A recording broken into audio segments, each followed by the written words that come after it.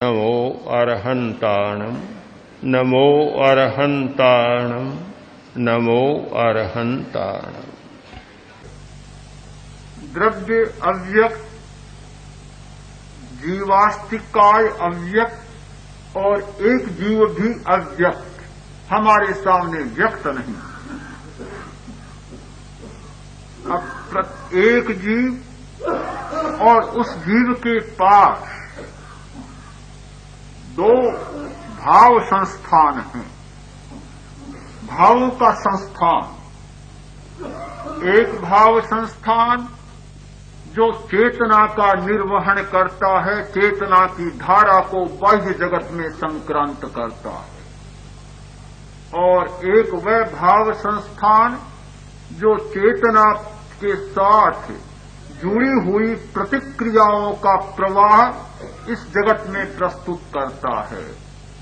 एक चेतना का प्रवाह और एक चेतना की प्रतिक्रियाओं का प्रवाह।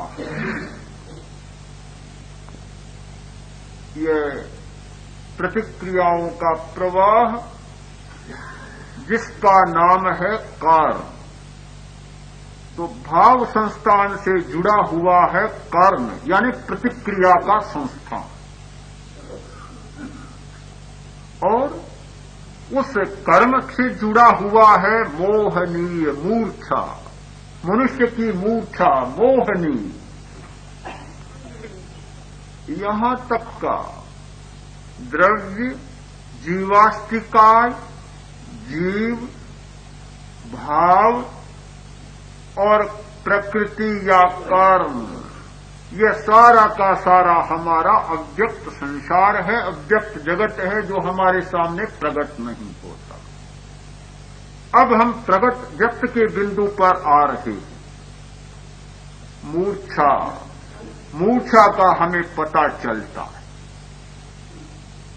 मूर्छा को हम थोड़ा देख पाते हैं, अनुभव कर पाते हैं, किंतु पूरी व्यक्त नहीं है मूर्छा भी। मोहनीय भी पूरा व्यक्त संसार नहीं है। मूर्छा, और मूर्छा के बाद आता है राग। राग थोड़ी व्यक्ति आती है, थोड़ा व्यक्त होता है। मूर्छा से पैदा होता है राग। फ्रायड ने ठीक सोचा। सिगमंड फ्रायड का जो ये अनुसंधान है कि मनुष्य में या प्राणी में एक सबसे बड़ी मौलिक मनोवृत्ति है काम, सेक्स। यदि हम भाषा को ठीक समझें तो मुझे लगता है कि तथ्य गलत नहीं है, बिल्कुल गलत नहीं, सही है।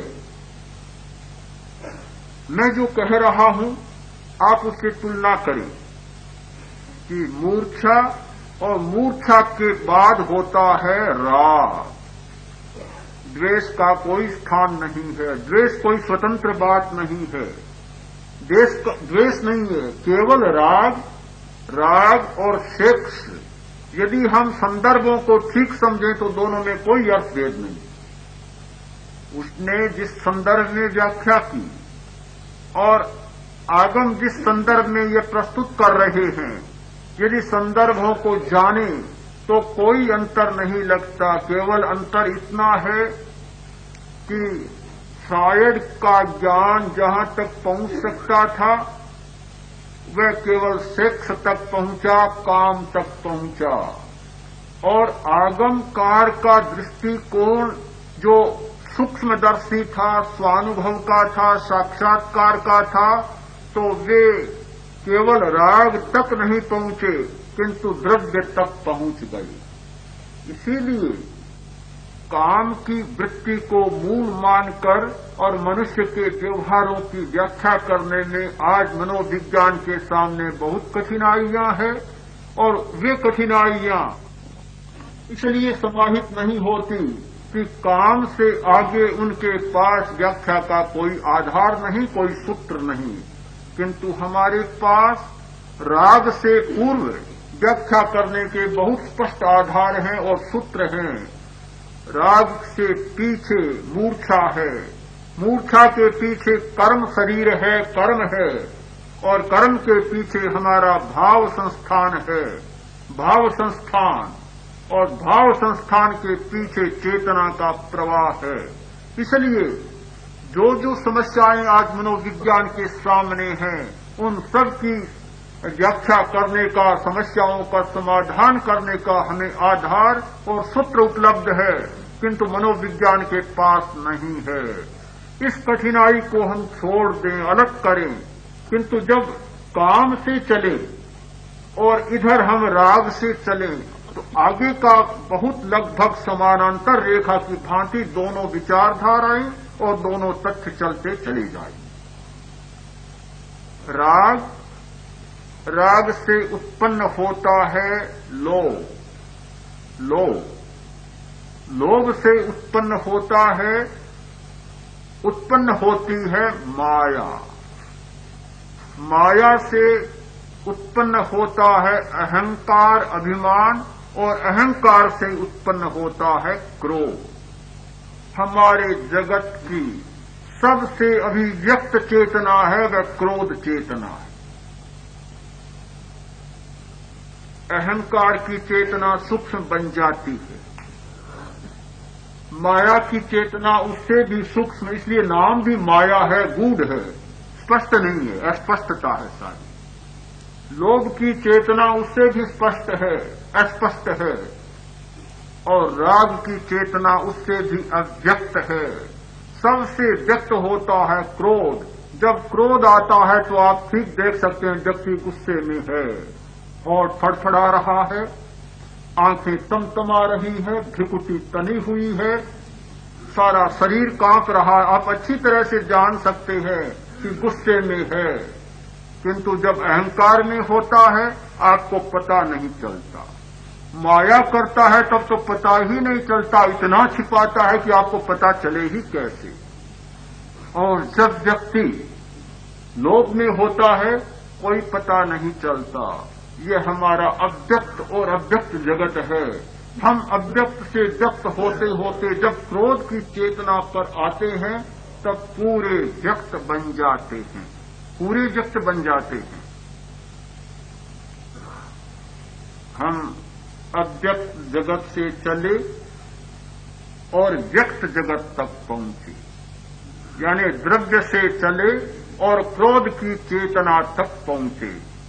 हमारा विस्तार हुआ, हमारे व्यक्तित्व का विस्तार हुआ, एक एक हमारा पर्याय प्रकट होता चला गया, और हमारा सबसे व्यक्त पर्याय है क्रोध। इसीलिए आगमकारों ने एक क्रम दिया, क्रोध, मान, माया और लोभ। आप ये न समझे कि ऐसे ही उन्होंने शब्द रख दिया, क्यों नहीं कहते लोभ, माया, मान और क्रोध, ऐसा क्यों नहीं कहा?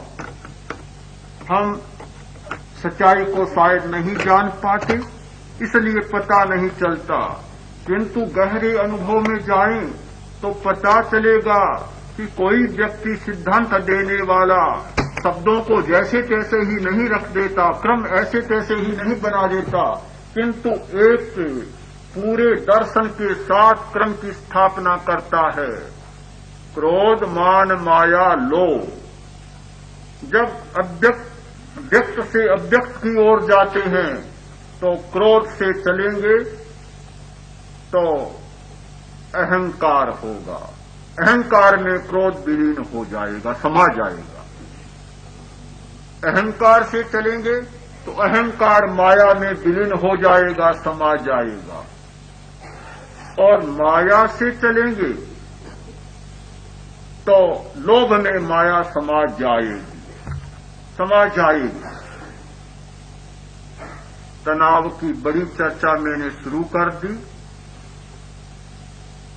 कर दी और अभी तनाव पर तो पहुंचना है, नहीं पहुंच पाऊंगा आज, इसलिए इस चर्चा को आज अधूरी ही छोड़ दें।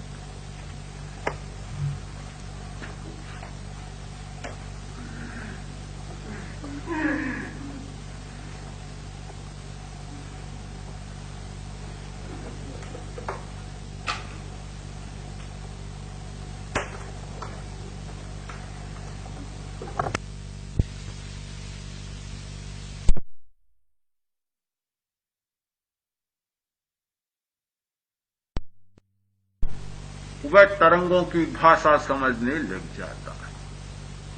जब तरंगों की भाषा मन की भाषा यानी चित्रों की भाषा में आ जाती है, मैंने गंगा शहर के शिविर में चर्चा की थी, और जब चित्रों की भाषा ये अक्षरों की भाषा बन जाती है, तब हम हमारी चेतना से सुन पाते हैं, ग्रहण कर पाते हैं। यदि हमें तरंगों की भाषा को समझना है तो लेस्या का विकास करना होगा, लेस्या जगत में जाना होगा, और लेस्या जगत में तभी जाया जा सकता है हम अपने विचारों पर और संवेदनों पर नियंत्रण करना सीखें। इसीलिए बार बार मैं दोहराता हूं कि दृढ़ निश्चय करें, 1 मिनट तक केवल श्वास को ही देखेंगे और कुछ नहीं करेंगे। यह संवेदन के नियंत्रण का, विचार के नियंत्रण का मार्ग है, और यह जैसे जैसे विकसित होगा हम तरंग की भाषा को समझने लगेंगे।